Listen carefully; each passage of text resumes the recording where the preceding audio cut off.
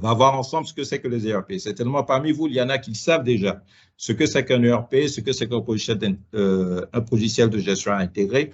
On va tous se mettre au même niveau. Pour ceux qui découvrent, ben, ça sera l'occasion pour vous d'apporter une connaissance supplémentaire à votre savoir. Découvrons ensemble ce que c'est que ERP. ERP, en anglais, en fait, c'est ERP, Enterprise Resource Planning. Enterprise Resource Planning. En français, c'est logiciel de gestion intégré, PGI. Alors, ce qu'il faut savoir avec les ERP, c'est que nous sommes dans un contexte, on le sait, de mondialisation et de forte concurrence pour les entreprises. OK? Et les entreprises, dans ce contexte, sont en quête de productivité, d'efficacité et de compétitivité. Et donc, face à ce contexte, ou bien dans ce contexte, dans ces situations, les décideurs manifestent un certain nombre de besoins, notamment le besoin d'avoir une visibilité en temps réel, le besoin de disposer d'outils d'aide à la décision fiable, à même de fournir des informations exactes le plus rapidement possible.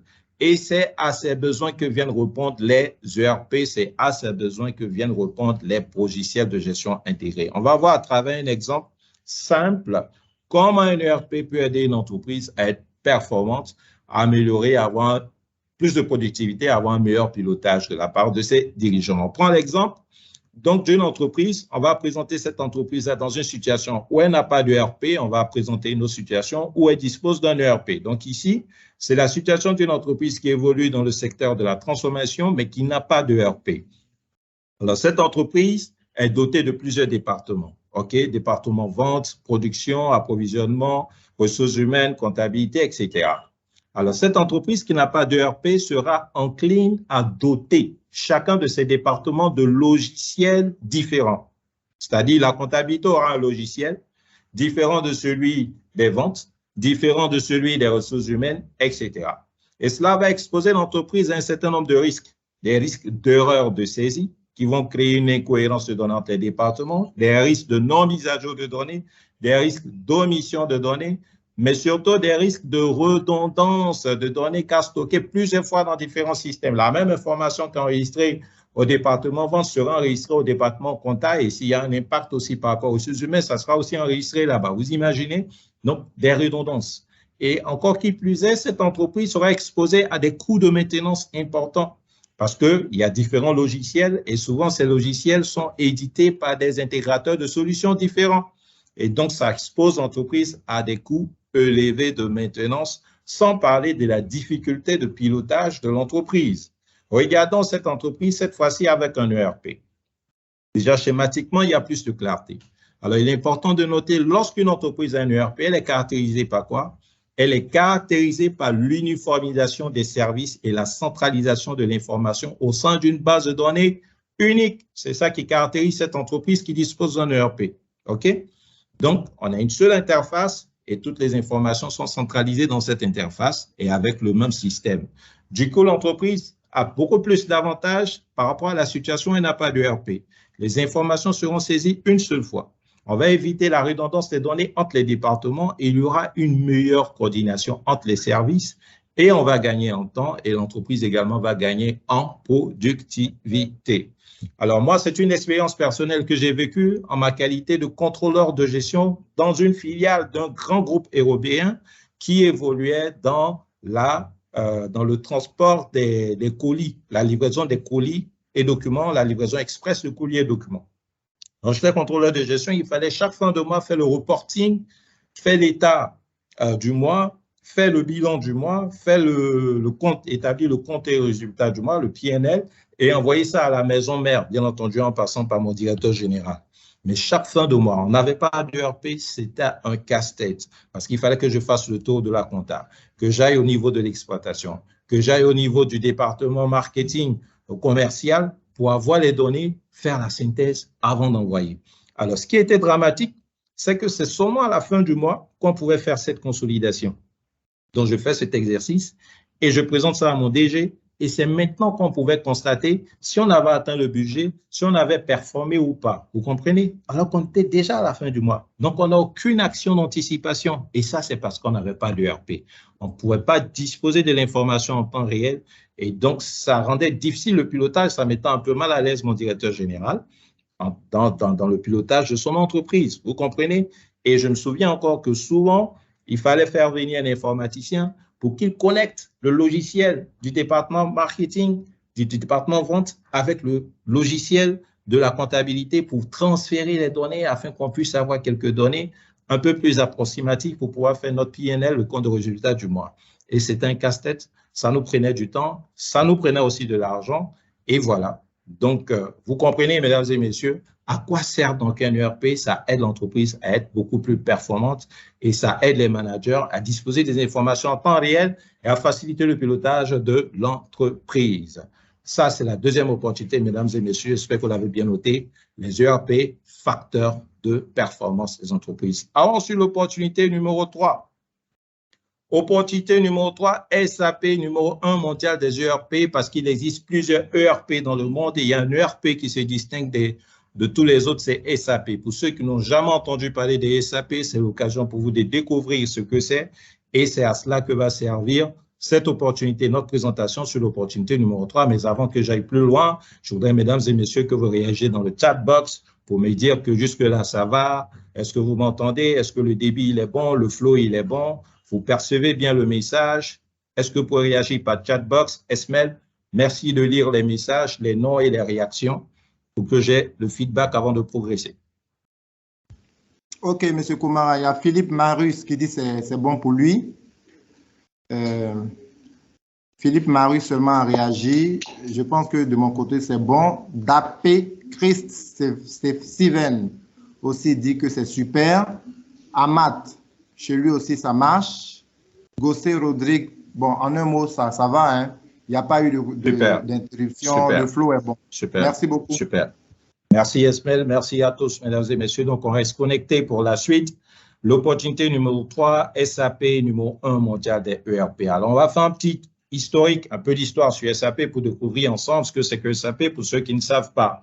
Alors, SAP, en anglais, on dit SAP. Alors, on ne dit pas SAP, c'est pas SAP. Il y en a qui m'appellent, qui me disent je suis intéressé par votre information sur SAP. C'est pas SAP, c'est SAP. Voilà, on dit comme ça SAP ou bien SAP. Et ça signifie Systems, Applications and Products. SAP est le numéro 1 mondial des logiciels de gestion des ERP. Et SAP est un logiciel allemand. C'est un logiciel allemand. Il a été conçu par 5 anciens employés de l'entreprise IBM. OK? En 1972. Et depuis 1972, SAP a connu beaucoup d'évolutions. Les versions ont évolué. La première version, c'était la version R1. R qui signifie Real Time Data Processing, c'est-à-dire le traitement des données en temps réel. À la fin des années 70, il y a eu la version R2. C'est une version qui a été fortement utilisée par les multinationales européennes qui étaient à la recherche de logiciels multilangues et multidevises. Au début des années 90, il y a eu la version R3, R3, et c'est avec cette version que SAP est devenu le leader mondial des ERP. En 2004, SAP a conçu SAP ECC. ECC qui signifie ERP Central Component. En fait, c'était une nouvelle logique de conception de logiciel. SAP s'est dit, on va concevoir un logiciel qui a des fonctionnalités de base qui peut répondre aux besoins de tout type d'entreprise, quel que soit le secteur d'activité, etc. Mais on va donner la possibilité à ce logiciel de pouvoir étendre ses fonctionnalités en ajoutant des modules.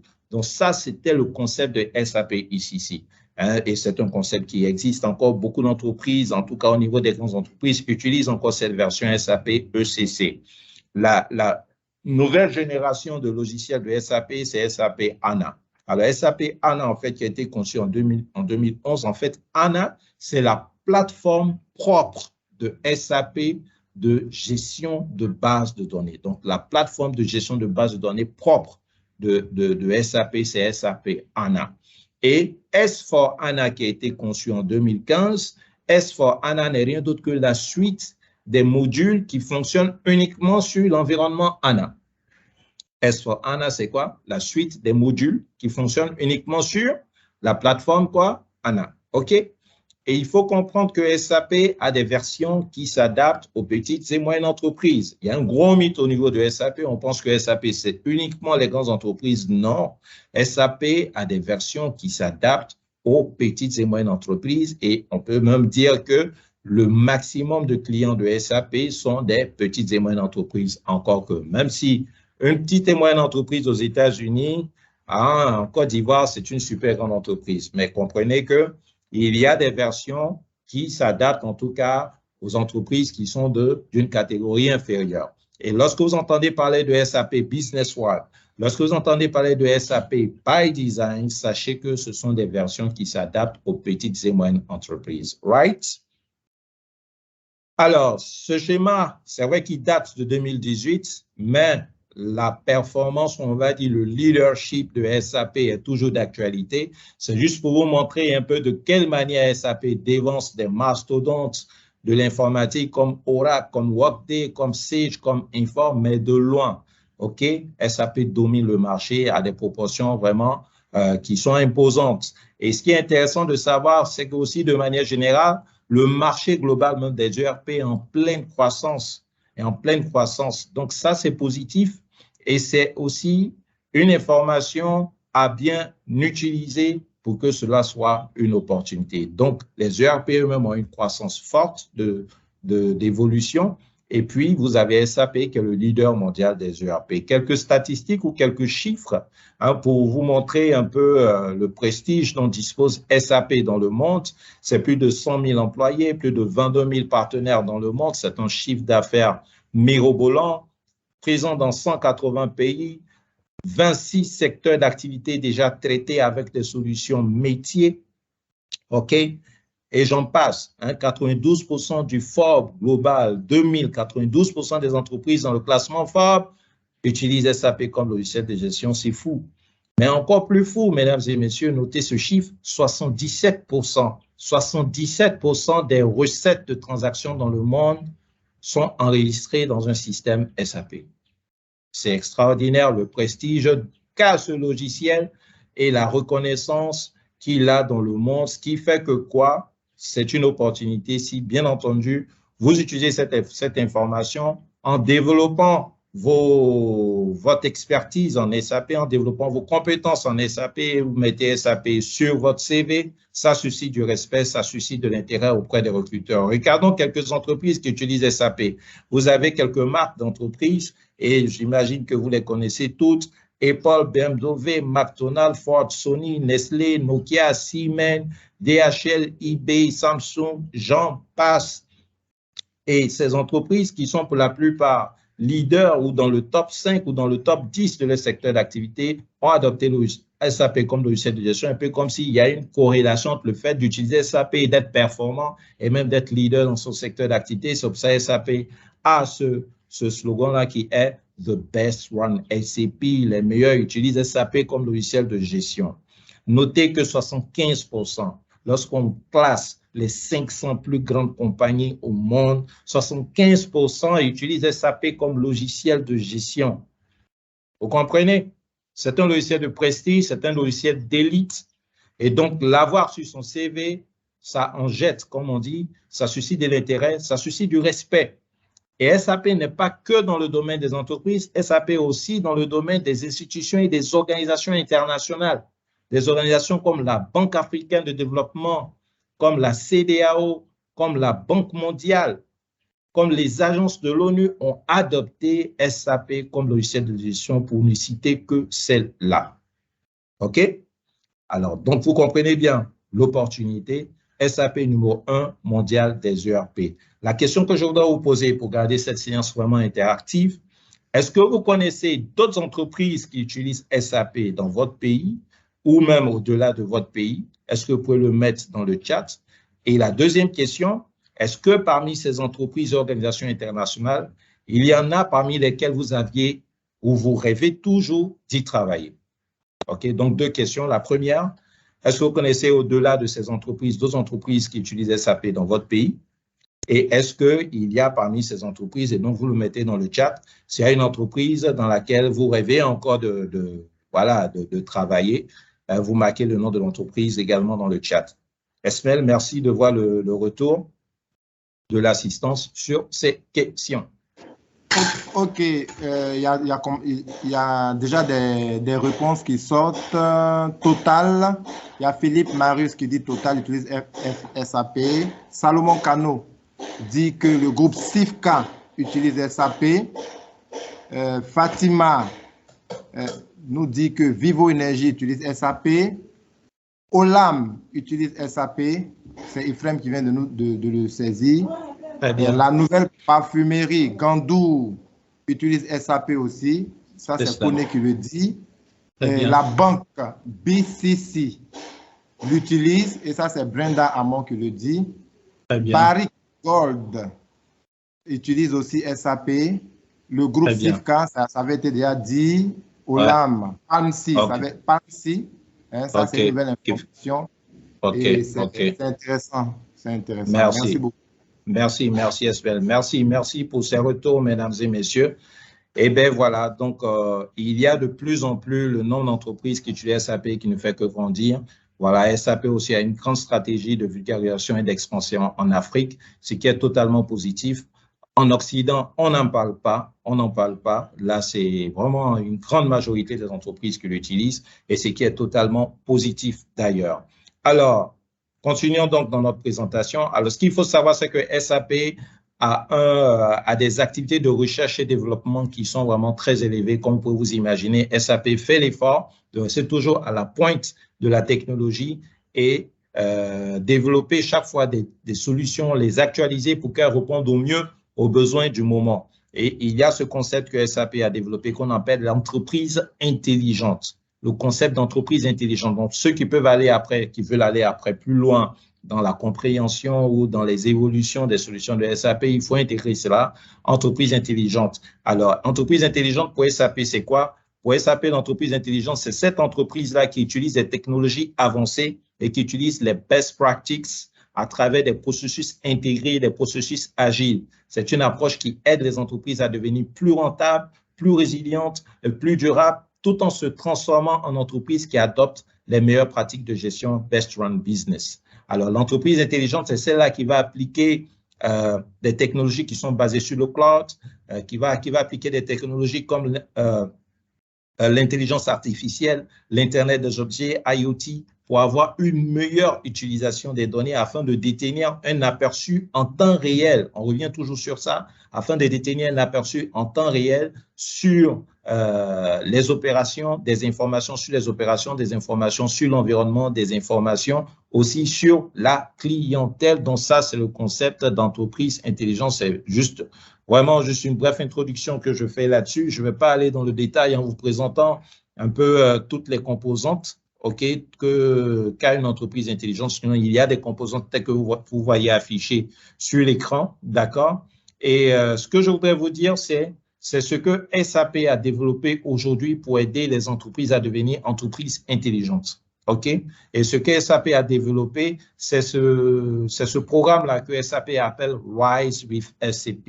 Rise with SAP. C'est un programme qui a été développé par SAP pour aider les entreprises à aller vers le cloud, aller vers la nouvelle génération d'ERP qui est SAP S/4HANA. Alors, cette migration est une étape pour atteindre l'objectif plus ambitieux de la transformation de l'entreprise en entreprise intelligente. C'est-à-dire, SAP va un peu plus loin du concept de l'entreprise, on va dire, digitalement transformée pour aller jusqu'à faire de l'entreprise une entreprise intelligente. OK? Alors, Rise with SAP, juste pour votre information, c'est un programme qui s'applique en 3 étapes. D'accord? Ce qu'il faut comprendre aussi, c'est que c'est une approche commerciale de SAP. Avec Rise with SAP, en fait, SAP donne la possibilité aux clients d'avoir un seul contrat et dans le contrat, il y a l'abonnement à la gestion d'une infrastructure cloud, il y a le logiciel et puis il y a les services managés. Et le déploiement de Rise with SAP se fait en 3 étapes. Il y a d'abord la refonte des processus métiers. Donc, SAP diagnostique tous les processus de l'entreprise qui veut donc implémenter SAP et va comparer ces processus-là avec ce qui se fait en termes de best practice et fournir des rapports pour que l'entreprise ait des recommandations pour améliorer ses processus. Ensuite, il y a la migration technique. Donc, l'entreprise utilisait avant une certaine interface informatique et va migrer maintenant vers la nouvelle interface SAP S/4HANA. Donc, il y a cette deuxième étape et la troisième étape, c'est la construction d'entreprises intelligentes avec la fourniture de toutes les solutions adaptées à l'entreprise qui vont lui permettre d'évoluer, d'être plus performante, d'être plus résiliente. Voilà. Et ce que je voudrais ici vous partager, en fait, c'est juste des images d'une rencontre thématique que j'ai eu l'honneur de modérer ici à Abidjan, une rencontre thématique sur le thème « Entreprise intelligente, comment réussir sa transformation digitale et voilà, avoir plus de performance ». C'est une rencontre thématique qui a été animée par SAP North Africa, SAP Afrique francophone, qui est intervenu donc à Abidjan pour instruire les chefs d'entreprise sur ce nouveau concept d'entreprise intelligente et j'avais l'honneur de modérer cette rencontre thématique. J'ai fait une synthèse, un résumé de cette rencontre thématique dans mon LinkedIn. Vous pouvez me trouver très facilement sur LinkedIn en tapant Moussa Komara simplement. Vous allez voir ma photo.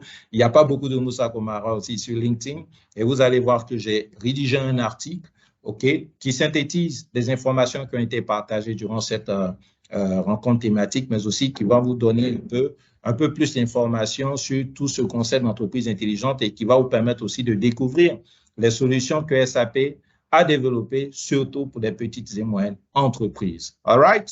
Alors, ça, c'était l'opportunité numéro 3, mesdames et messieurs, SAP numéro 1 mondial des ERP. Allons maintenant